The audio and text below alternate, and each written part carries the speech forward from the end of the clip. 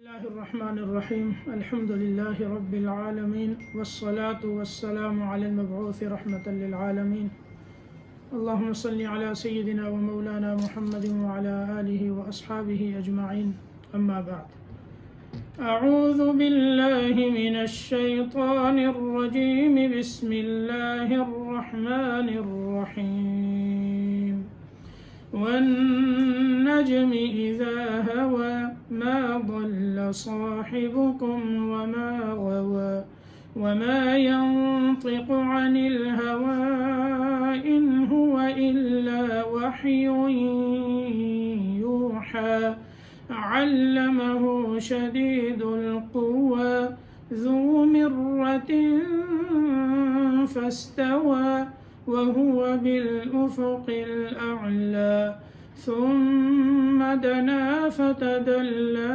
فكان قاب قوسين أو أدنى فأوحى إلى عبده ما أوحى ما كذب الفؤاد ما رأى أفتمارونه على ما يرى ولقد رآه نزلة أخرى عند سدرة المنتهى عندها جنة المأوى إذ يغشى السدرة ما يغشى ما زاغ البصر وما طغى لقد رأى من آيات ربه الكبرى.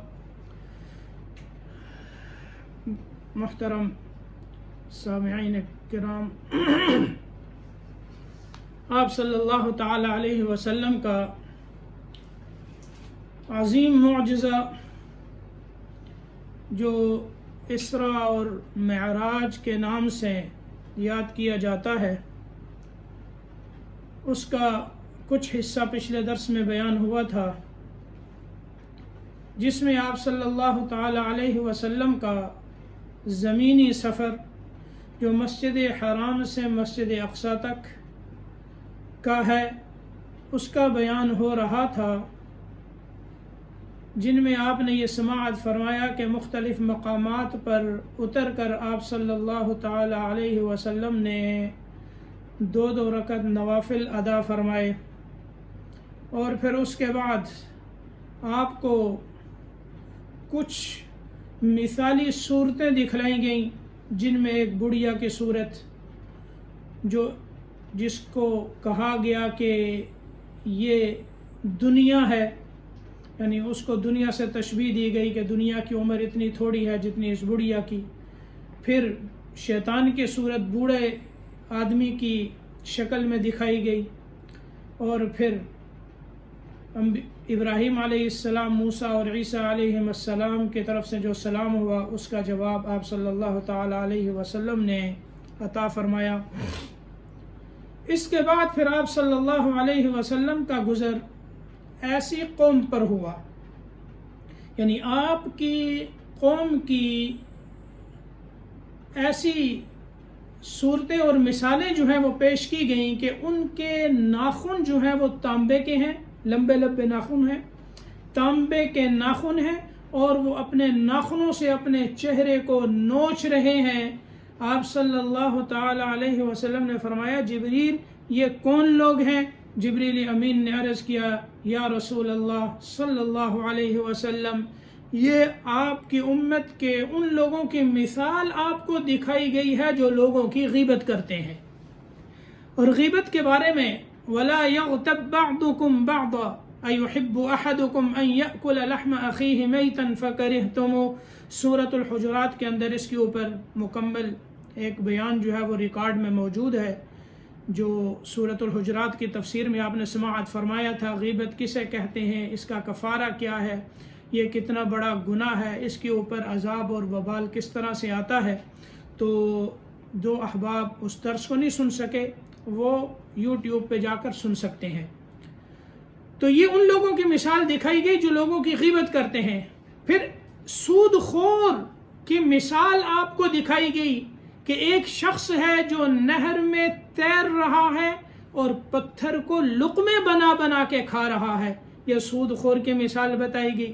پھر ایسی قوم پر آپ کا گزر ہوا جو ایک ہی دن میں تخم ریزی کرتے ہیں، بیج ڈالتے ہیں، پھر وہ کھیتی اسی وقت ہری بھری ہو جاتی ہے، پھر وہ اس دن میں اسے کاٹ لیتے ہیں، پھر دوبارہ جو ہے وہ تخم ریزی کرتے ہیں، پھر کھیتی ہری بھری ہو جاتی ہے، پھر اسے کاٹ لیتے ہیں۔ یہ ایک ایسا سلسلہ ہے جو ختم نہیں ہو رہا۔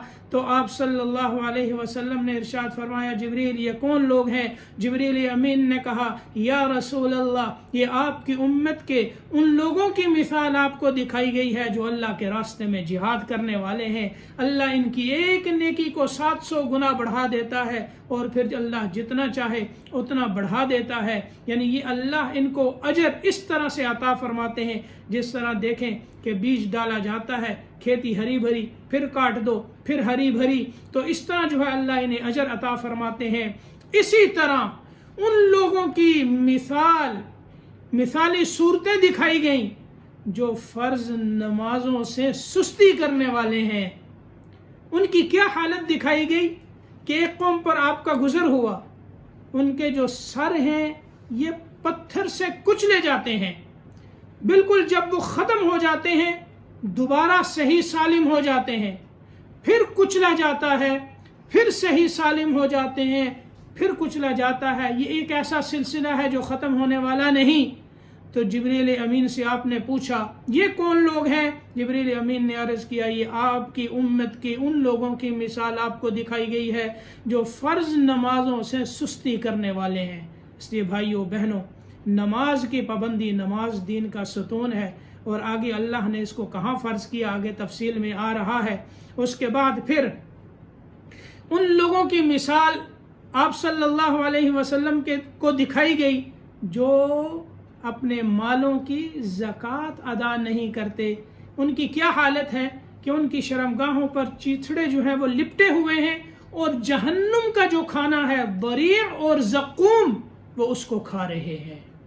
جیسے اونٹ اور بیل چرتے ہیں اس طرح جو ہے وہ چر رہے ہیں، اور ضریع یعنی لیس لہم طعام الا من ضریع، یہ کانٹے اور خاردار جھاڑیاں جو ہیں یہ کانٹے وہ کھا رہے ہیں۔ اسی طرح زقوم جو ہے، ان شجرۃ الزقوم طعام الاثیم، یہ جو ہے جہنمیوں کی خوراک ہے۔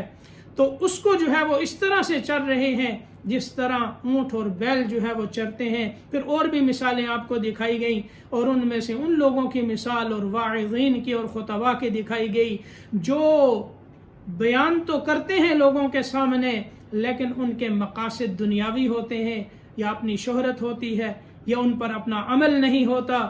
تو ان کی مثال یہ دکھائی گئی کہ ان کے لبوں اور ہونٹوں کو کینچیوں سے کاٹا جا رہا ہے، پھر صحیح سالم ہوتے ہیں، پھر کاٹا جاتا ہے۔ تو آپ نے پوچھا جبریل یہ کون لوگ ہیں؟ جبریل امین نے عرض کیا آپ کی امت کے وہ لوگ جو کہتے تو ہیں لیکن خود ان کا عمل نہیں، یعنی اس کے پیچھے ان کے دنیاوی مقاصد ہوتے ہیں، دین کو بگاڑنے والے اور دین کو دنیاوی مقاصد کے لیے استعمال کرنے والے۔ اللہ حفاظت فرمائے۔ تو اسی طرح آپ صلی اللہ تعالی علیہ وسلم بیت المقدس میں نزول فرماتے ہیں اور وہاں اترتے ہیں۔ جبریل امین جو براق سواری ہے اس کو ایک پتھر میں سوراخ کر کر باندھ دیتے ہیں۔ اب آپ یہاں یہ غور فرمائیں کہ جنت کی سواری، اس نے بھاگنا تو نہیں، اس نے کہیں جانا تو نہیں، لیکن جبریل امین اس کو پتھر کے ساتھ باندھ رہے ہیں۔ یہاں بتایا توکل کس کو کہتے ہیں؟ اسباب کو اختیار کرو اور پھر اللہ پر بھروسہ کرو۔ اسباب کو چھوڑ کر اللہ پر توکل نہیں ہوتا، ہاں اسباب کو اختیار کر کے پھر اللہ پر بھروسہ کرو۔ تو آپ صلی اللہ علیہ وسلم مع جبریل کے مسجد اقصی میں داخل ہوتے ہیں، اور پھر وہاں 2 رکعت نفل نماز تحیۃ المسجد ادا فرماتے ہیں۔ کچھ لوگ پہلے ہی وہاں، انبیاء اکرام کچھ پہلے وہاں موجود ہیں، اور پھر ایک دیکھتے دیکھتے اور بہت سی شخصیات جمع ہو جاتی ہیں، پھر ایک مؤذن اذان دیتا ہے اور پھر تکبیر کہی جاتی ہے۔ مصلی پر کون کھڑا ہوگا؟ جبریل امین رسول اللہ صلی اللہ تعالی علیہ وسلم کا دست اتھر پکڑ کر مصلی پر کھڑا فرما دیتے ہیں۔ آپ صلی اللہ تعالی علیہ وسلم سب کو نماز باجماعت پڑھاتے ہیں، اور پھر جبریل امین یہ عرض کرتے ہیں، پوچھتے ہیں کہ یا رسول اللہ، آپ کو پتہ ہے کہ آپ نے نماز کس کو پڑھائی؟ آپ صلی اللہ تعالی علیہ وسلم فرماتے ہیں نہیں. تو جبریل کہتے ہیں کہ جتنے انبیاء کرام علیہم السلام مبعوث ہوئے، اللہ نے ان کو دنیا میں بھیجا، آدم سے لے کر عیسیٰ روح اللہ تک سارے کے سارے انبیاء کرام نے آپ کے پیچھے نماز ادا کی ہے. تو آپ امام الانبیاء ہیں، سید المرسلین ہیں، خاتم النبیین ہیں. اس کے بعد پھر انبیاء کرام کا آپس میں ایک اجتماع ہوتا ہے، ایک کانفرنس ہوتی ہے، جس میں وہ اللہ پاک کی تعریف بیان کرتے ہیں، اور پھر آخر میں آپ صلی اللہ تعالی علیہ وسلم اللہ پاک کی تعریف بیان فرماتے ہیں. الحمدللہ الذی ارسلنی رحمتا للعالمین وکافتا للناس بشیرا ونذیرا وانزل علی الفرقان فیہ بیان لکل شیء وجعل امتی خیر امت اخرجت للناس وجعل امتی هم الاولین والآخرین وشرح لي صدري ووضع عني وزري ورفع لي ذكري وجعلني فاتحا وخاتما. جبریل امین ابراہیم علیہ السلام یہ سنتے ہیں اور یہ فرماتے ہیں بہذا فضلکم، یہی وہ فضائل ہیں جن کی وجہ سے یہ تم سب پر، یعنی یہی وہ کمالات ہیں جن کی وجہ سے یہ تم سب پر فضیلت لے گئے. آپ نے فرمایا تمام تعریفیں اللہ کے لیے ہیں جس نے مجھے رحمت للعالمین بنا کے بھیجا، تمام لوگوں کے لیے بشیر و نذیر بنا کر بھیجا. میرے اوپر اللہ نے قرآن اتارا جس میں ہر چیز کا بیان ہے. میری امت کو ساری امتوں میں سب سے بہترین بنایا، اور میری امت آنے میں جو ہے وہ تو آخر میں ہے، اور وجعل امتی هم الاولین والآخرین آنے میں تو سب سے بعد میں ہے، لیکن مرتبے اور مقام میں سب سے پہلے ہے. اللہ نے میرے سینے کو کھولا، میرے بوجھ کو اتارا، اور اللہ نے مجھے فاتح بھی بنایا اور خاتم بھی بنایا. تو یہ وہ کمالات ہیں اور یہ وہ عظمتیں ہیں جن کی وجہ سے ابراہیم علیہ السلام نے یہ فرمایا کہ انہی کمالات کی وجہ سے یہ تم سب پر فضیلت لے گئے. پھر اس کے بعد آپ صلی اللہ علیہ وسلم مسجد اقصی سے باہر تشریف لاتے ہیں. آپ کو 3 پیالے پیش کیے جاتے ہیں، پانی کا پیالہ ہے اور دودھ کا پیالہ ہے، شراب کا پیالہ ہے، اور ایک روایت میں آتا ہے کہ 4 پیالے یعنی چوتھا پیالہ شہد کا پیش کیا جاتا ہے. آپ جو ہے وہ دودھ کو اختیار فرماتے ہیں. جبریل امین کہتے ہیں آپ نے دین فطرت کو اختیار فرمایا. پانی کو اختیار فرماتے آپ کی امت غرق ہو جاتی، شراب کو اختیار فرماتے آپ کی امت گمراہ ہو جاتی. اور یہ بھی آتا ہے کہ آپ نے شہد میں سے جو پیالہ پیش کیا گیا اس میں سے بھی آپ نے کچھ نوش فرمایا. پھر یہ زمین کا سفر یہاں مکمل ہوتا ہے. اس کے بعد آپ کو معراج ہوتی ہے. یہ دوسرا سفر ہے. اب اوپر آسمانوں کی بلندی تک اور عرش تک کا یہ آپ کا سفر ہے. یہاں سے معراج کا سفر شروع ہوتا ہے. معراج سیڑھی کو کہتے ہیں. مسجد اقصی تک وہاں جنت سے ایک سیڑھی لائی گئی جو زمرد اور زبرجد کی تھی. اس کے دونوں کناروں پر فرشتے استقبال کے لیے آگے، زمین سے لے کے آسمان تک ان کی قطار لگی ہوئی ہے، اور وہ اپنے نبی صلی اللہ علیہ وسلم کے استقبال کے لیے وہاں موجود ہیں. آپ جبریل امین کے ساتھ اس سیڑھی پر اپنا مبارک قدم رکھتے ہیں، آسمان اول پر پہنچتے ہیں، اور جس دروازے پھر جبریل امین اس دربان کو کہتے ہیں دروازہ کھلوانے کے لیے، اس کو باب الحفظہ کہا جاتا ہے. پوچھتا ہے کون ہے؟ جبریل ہوں. ساتھ کون ہے؟ محمد الرسول اللہ صلی اللہ علیہ وسلم ہے. بلائے گئے ہیں؟ ہاں بلائے گئے ہیں. دروازہ کھولا جاتا ہے. پہلے آسمان پر آدم علیہ السلام سے ملاقات ہوتی ہے. وہ تشریف فرما ہے، اور جبریل امین یہ عرض کرتے ہیں آگے بڑھیے، انہیں سلام کیجئے، یہ آپ کے باپ آدم علیہ السلام ہیں. آپ آگے بڑھتے ہیں، سلام کرتے ہیں. آدم علیہ السلام سلام کا جواب دیتے ہیں، مرحبا کے ساتھ استقبال کرتے ہیں. پھر آپ صلی اللہ علیہ وسلم نے دیکھا کہ آدم علیہ السلام اپنی دائیں جانب دیکھتے ہیں تو ہنستے ہیں، بائیں جانب دیکھتے ہیں تو روتے ہیں. آپ نے پوچھا اے جبریل یہ ہنستے اور روتے کیوں ہیں؟ جبریل نے کہا جب دائیں طرف دیکھتے ہیں تو انہیں ان کی وہ اولاد نظر آتی ہے جو جنت میں جانے والی ہے، اور ان کو دیکھ کر یہ خوش ہوتے ہیں. बाईं तरफ देखते हैं वो औलाद नज़र आती है जो जहन्नुम में जाने वाली है, उन्हें देखकर गमगीन होते हैं। मैं मुख्तसर करता हूँ। फिर वहाँ से फिर आप ऊपर जाते हैं, दूसरे आसमान पर पहुँचते हैं। हज़रत यहया और हज़रत ईसा अलैहिस्सलाम से मुलाकात होती है। फिर तीसरे आसमान पर पहुँचते हैं, हज़रत यूसुफ अलैहिस्सलाम से मुलाकात होती है। चौथे आसमान पर हज़रत इदरीस अलैहिस्सलाम से, पाँचवें आसमान पर हज़रत हारून अलैहिस्सलाम से, छठे आसमान पर हज़रत मूसा अलैहिस्सलाम से, सातवें आसमान पर पहुँचते हैं तो देखते हैं एक बड़ी अजीम और बुज़ुर्ग शख्सियत है, बैतुल मामूर, जो फ़रिश्तों की मस्जिद है, जो फ़रिश्तों का काबा है। रोज़ाना फ़रिश्ते उसका हज करते हैं, तवाफ़ करते हैं। रिवायत में आता है 70,000 फरिश्ते रोज़ाना उसका तवाफ़ करते हैं, फिर क़यामत तक दोबारा उनकी बारी नहीं आती।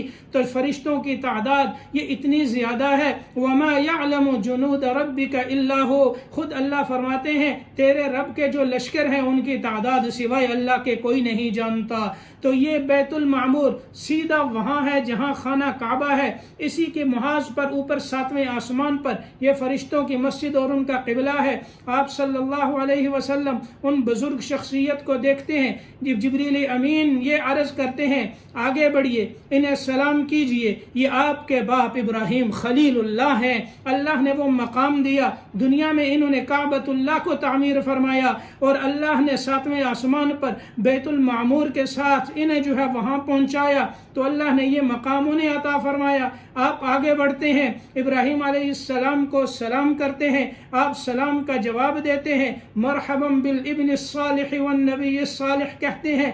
आप वहाँ 2 रकअत नवाफिल अदा फरमाते हैं और फिर उसके बाद ये सब नीचे रह जाते हैं, आप वहाँ से भी ऊपर जाते हैं, सिदरतुल मुंतहा पे पहुँचते हैं। इंद सिदरतुल मुंतहा इंदहा जन्नतुल मअवा इज़ यग़शा सिदरत मा यग़शा मा ज़ाग़ल बसर व मा तग़ा लक़द रअा मिन आयाति रब्बिहिल कुबरा। अल्लाह फरमाते हैं ये सिदरतुल मुंतहा पे पहुँचे, वहाँ क्या देखा, व लक़द रआहु नज़लतन उख़रा, जिब्रील अमीन को अब उनकी असली सूरत में देखा और फिर देखा कि सिदरा को बहुत सी चीज़ों ने ढांप रखा है, जिनमें सोने के परवाने और पतंगे हैं, उन्होंने ढांप रखा है। और फरिश्तों को देखा, अपने रब के अनवार और तजल्लियात का आपने मुशाहदा फरमाया। ये सिदरतुल मुंतहा, सिदर ये बेरी का दरख्त है, सातवें आसमान से ऊपर है और यहाँ हर चीज़ मुंतहा ख़त्म हो जाती है, यानी ये हर चीज़ का मुंतहा है। इसमें उलमा फरमाते हैं नीचे से जो चीज़ ऊपर जाती है पहले वहाँ सिदरा पर ठहर जाती है, फिर उसके बाद उसे ऊपर ले जाया जाता है। ऊपर से जो अहकामात उतरते हैं सिदरा पर ठहरते हैं, फिर उनको वहाँ से नीचे लाया जाता है, इसलिए इसको अल मुंतहा कहते हैं। सिदरतुल मुंतहा इंदहा जन्नतुल मअवा, वहीं जन्नत है। नबी पाक सल्लल्लाहु तआला अलैहि वसल्लम सिदरा के पास, वहाँ जन्नत की आप सैर फरमाते हैं, जहन्नुम का आपके सामने पेश किया जाता है, उसका आप मुशाहदा फरमाते हैं। फिर आपकी परवाज़ यहाँ रुकती नहीं है, यहाँ से भी आपकी परवाज़ ऊपर जाती है।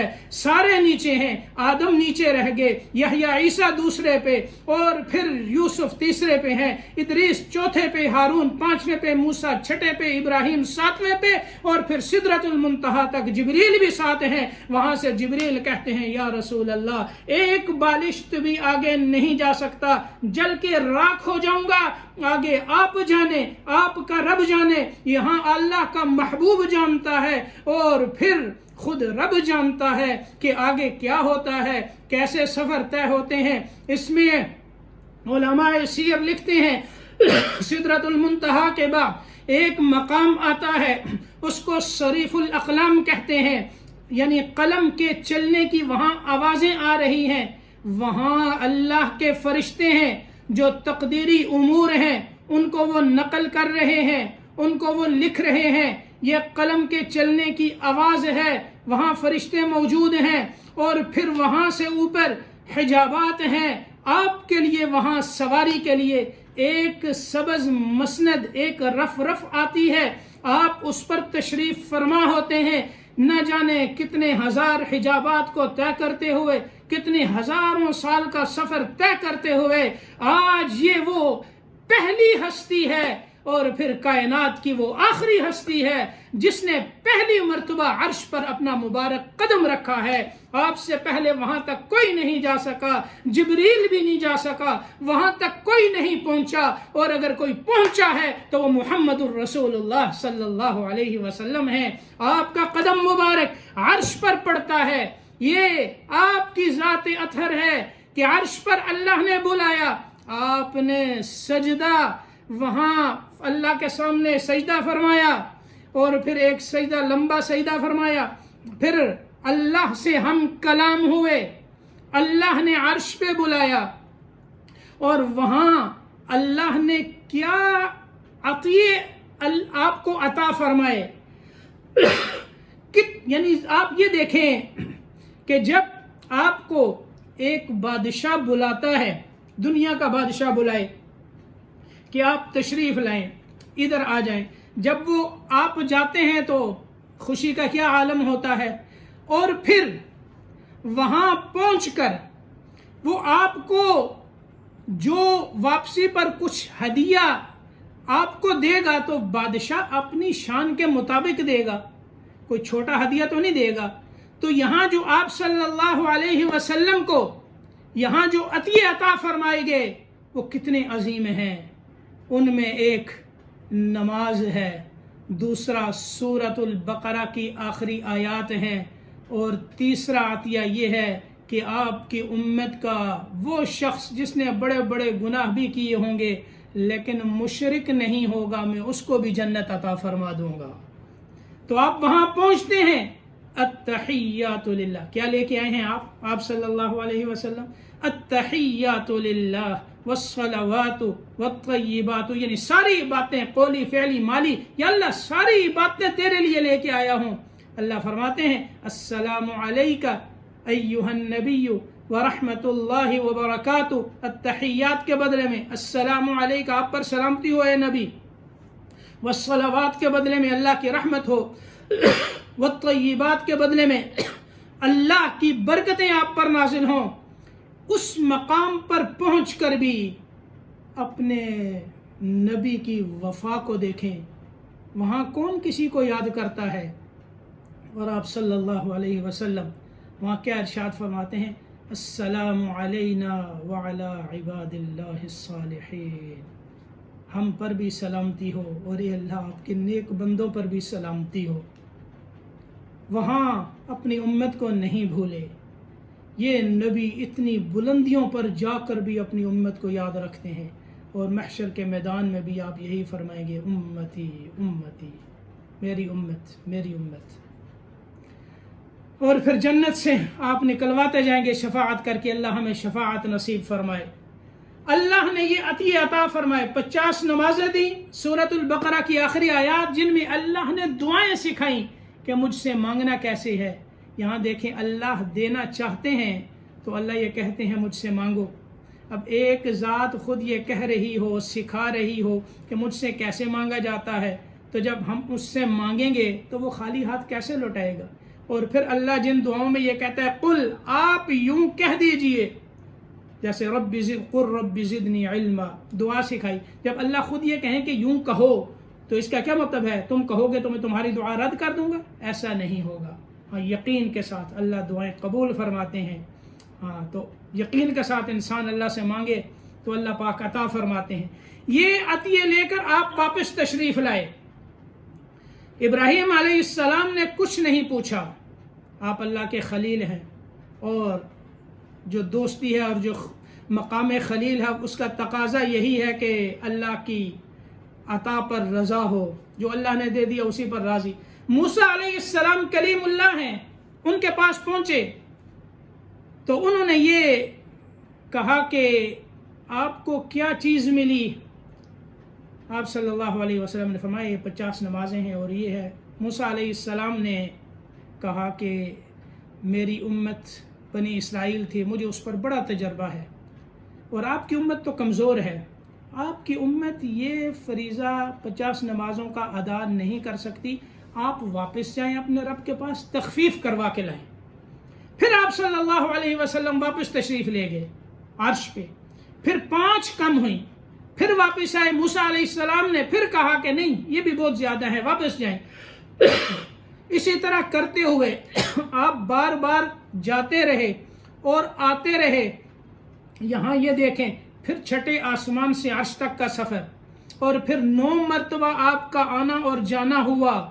یہ پھر 1000 سال کا سفر آپ خود طے فرماتے ہیں، اور پھر کتنے مزے ہیں، بار بار آ جا رہے ہیں، بار بار آ رہے ہیں۔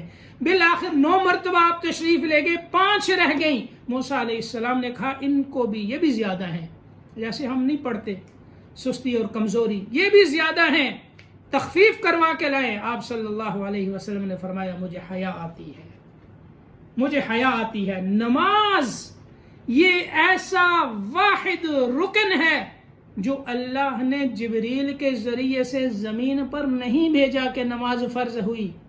نماز فرض ہے لہذا اس کی فرضیت زمین پر لے جاؤ۔ زکوٰۃ ہو گیا، حج ہو گیا، دیگر ارکان زمین پر آئے، لیکن نماز کی فرضیت اللہ نے اپنے پاس بلا کر وہاں عرش پر، آسمانوں پر اللہ نے اس کو فرض کیا ہے، اور یہ واحد و تحفہ ہے جو اللہ نے اپنے پاس بلا کر عطا کیا ہے۔ اس میں بھی ہم سستی کریں تو پھر اس سے بڑی بد نصیبی کیا ہوگی۔ اسی لیے تو فرمایا کہ نماز دین کا ستون ہے اور نماز مومن کی معراج ہے۔ تم بھی حاصل کرنا چاہتے ہو تو نماز کی پابندی کرو، اس نماز سے اللہ تمہیں بلندیاں عطا فرمائیں گے۔ پھر آپ زمین پر مسجد اقصیٰ میں تشریف لاتے ہیں، براق پر سوار ہو کر صبح سے پہلے آپ مکہ پہنچ جاتے ہیں۔ فجر کی نماز تک کا یہ سفر سارا کا سارا آپ طے فرماتے ہیں، اور پھر فجر کے بعد آپ اس رات کے واقعے کو قریش کے سامنے رکھتے ہیں، کیونکہ نبی کوئی چیز چھپاتے نہیں، اور یہ سب کے سامنے آپ نے اس واقعے کو رکھا۔ کسی نے تو اپنے سر پہ ہاتھ رکھا، کسی نے تعجب سے اپنی آنکھیں بند کی، کسی نے حیرانگی کا اظہار کیا، اور ابو جہل جب اس نے دیکھا کہ ابو بکر جو ہیں وہ اس مجلس میں نہیں ہیں تو وہ بھاگتا ہوا سیدھا ابو بکر کے دروازے پہ گیا اور دروازہ کھٹکا کر ابو بکر کو باہر بلایا کہ کہنے لگا ابو بکر جو بات آج کی جو بات تیرے یار نے کہی ہے تو نے وہ سنی ہے؟ ابو بکر رضی اللہ تعالی عنہ نے یہ فرمایا کہ میرے نبی نے کیا فرمایا ہے؟ ابو جہل کہتا ہے وہ یہ کہتے ہیں کہ ایک ہی رات میں مسجد حرام سے مسجد اقصیٰ اور وہاں سے 7واں آسمان اور اوپر اور عرش تک اور پھر واپسی ہو گئی۔ کیا کوئی شخص یہ سفر طے کر سکتا ہے؟ حضرت ابو بکر صدیق رضی اللہ تعالی عنہ نے ایک سوال کیا۔ آپ نے فرمایا کہ ابو جہل یہ بتا کہ یہ جو بات تو مجھے کہہ رہا ہے کیا واقعی تو میرے نبی کی زبان سے سن کے آیا ہے؟ ابو جہل نے کہا لات عزا کی قسم ابھی سن کے آیا ہوں۔ تو ابو بکر صدیق رضی اللہ تعالی عنہ نے فوراً کلمہ پڑھا، اشہد ان لا الہ الا اللہ و اشہد ان محمد رسول اللہ۔ اگر میرے نبی نے کہا ہے تو سچ کہا ہے۔ ہم دیکھتے ہیں جبریل آسمان سے زمین پر آتا ہے، ہمیں نظر نہیں آتا، زمین سے آسمان پر جاتا ہے، ہمیں پتہ نہیں چلتا، تو میرا نبی تو جبریل سے افضل ہے۔ جبریل آ سکتا ہے تو میرا نبی جا بھی سکتا ہے، آ بھی سکتا ہے۔ تو یہ ایک تصدیق تھی، اس تصدیق نے ابو بکر کو صدیق بنا دیا۔ پھر قریش نے کہا کہ ہم نہ تو عرش پہ گئے ہیں نہ آسمانوں پر گئے ہیں، مسجد اقصیٰ میں ہم جاتے ہیں، یہ بتاؤ کہ اس کے دروازے کتنے ہیں، اس کے روشن دان کتنے ہیں، اس کے ستون کتنے ہیں، اس کی علامتیں پوچھنی شروع کر دیں۔ اب ظاہر ہے یہ چیز تو کسی کو معلوم نہیں ہوتی۔ اس کے ستون، جس مسجد میں آپ جاتے ہیں آپ کو اپنی مسجد کا نہیں پتا اس کے کتنے دروازے ہیں۔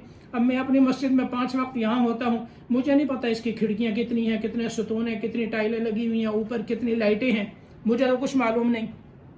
تو یہ تو وہ چیز ہے کہ جو جاہلانہ سوال ہے، لیکن اللہ رب العزت مسجد اقصیٰ کو نبی پاک صلی اللہ علیہ وسلم کے سامنے کر دیتے ہیں، اور پھر وہ سوال کرتے ہیں، آپ اس کو دیکھ کر جوابات دیتے ہیں۔ جو سوال انہوں نے کرنے تھے وہ کر لیے، اور تمام سوالوں کے جوابات نہ ملے، بالآخر انہوں نے کہہ دیا کہ یہ ساحر ہے اور جو ہے کاہن ہے، اور اس طرح کی باتیں کہہ دیں اور اس کو ٹال دیا۔ تو بہرحال یہ معجزہ نبی پاک صلی اللہ علیہ وسلم کا عظیم معجزہ ہے۔ اس اسراء اور معراج میں بڑی حکمتیں ہیں. انبیاء اکرام سے جو ملاقات ہوئی اس کی حکمتیں کیا ہیں، اور انہی انبیاء اکرام سے ملاقات کیوں کروائی گئی، باقیوں سے کیوں نہیں کروائی گئی آسمانوں پر. تو اس میں بھی خاص آگے حکمتیں ہیں اور لطائف ہیں اس کے، اور بہت سی باریکیاں ہیں اس کے اندر. اور حقیقت یہ ہے کہ اسراء اور معراج یہ نبی پاک صلی اللہ علیہ وسلم کو بیداری کے عالم میں ہوا. جسم اور روح کے ساتھ آپ جو ہے اوپر تشریف لے گئے، اور سب سے بلند مقام اللہ نے آپ کو عطا فرمایا. یعنی اللہ کے راستے میں آپ نے جو تکالیف اٹھائی تھیں، اللہ نے معراج کے عزت سے آپ کو نوازا، اور پھر وہاں سے یہ نمازیں لے کے آئے، پھر یہ قرآن کی آیات لے کے آئے، اسی طرح جو ہے تحفے لے کے آئے. تو ہمارے لیے پیغام ہے کہ ہم جو ہے وہ نبی پاک صلی اللہ علیہ وسلم کے لائے ہوئے دین پر چلیں، اور نماز کی پابندی کریں، اور روزانہ نماز با جماعت کا اہتمام فرمائیں، اور خواتین گھروں میں پڑھیں. جو شخص نماز کا پابند ہو جاتا ہے، باقی دین پر اس کے لیے چلنا آسان ہو جاتا ہے. پھر اللہ سے مانگتے رہیں کہ یا اللہ ہمیں نماز کا پابند بنا، خشوع و خضوع والی نمازیں عطا فرما، گناہوں سے بچا، نافرمانیوں سے بچا، جو کام تجھے پسند نہیں ان سے ہماری حفاظت فرما. اللہ پاک ہم سب کا بیٹھنا سننا قبول فرمائیں. انشاءاللہ زندگی رہی تو اگلے درس میں وَفِي السَّمَاءِ رِزْقُكُمْ وَمَا تُوعَدُونَ، یہ جس آیت کی تفسیر سورۃ الذاریات کی جو چل رہی ہیں انشاءاللہ اس کو بیان ہوگا. اللہ پاک ہم سب کا بیٹھنا قبول فرمائے.